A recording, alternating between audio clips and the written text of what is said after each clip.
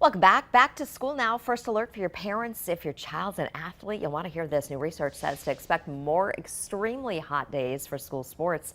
Aisha's at the First Alert Safety Desk. You're learning how dangerous they can be for our kids. Right, Tammy. Climate Central just released a new report that says extremely hot days have become more frequent in 88% of certain cities across the U.S., and it actually includes Green Bay. Climate Central is a nonprofit news organization that researches and reports on climate science. We're actually going to talk to Steve about this in just a moment, but take a look at your screen right here. Most of the cities Climate Central looked into are now experiencing at least one additional week's worth of extremely hot days than in the early 1970s. So things have changed. Experts say exercising and playing sports outside during extreme heat, it's risky for athletes of all ages and experience levels, from Olympians to student athletes.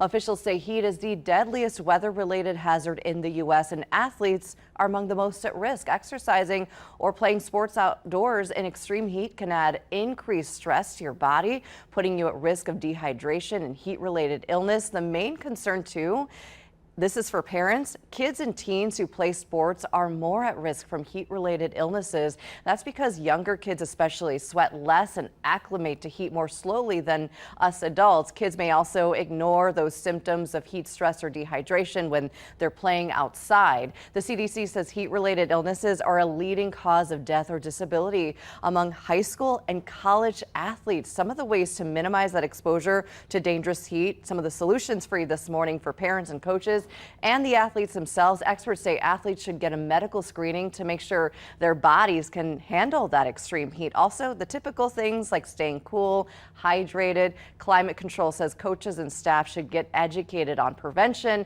and recognizing heat illness and stroke. And as I walk over to talk to Steve about this, just want to mention too, so important to talk to your child, to your student athlete about all of this so that they're aware and they know some of those signs and symptoms too. They need to be part of the plan. Do.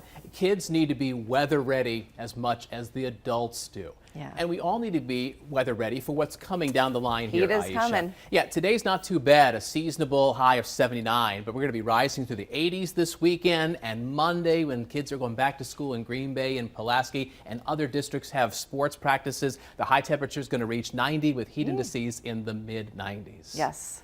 So this map behind us here, Aisha, this is a national map of the change in the number of hot days since 1970. Right, what I was mentioning, and Green Bay's on that Right. map. So when you get into the orange and red colors, more and more hot days compared to how it was 50 plus years ago. There's actually some spots in the Corn Belt that are actually a hair cooler because of more humidity. It has brought down those number of hot days. Okay.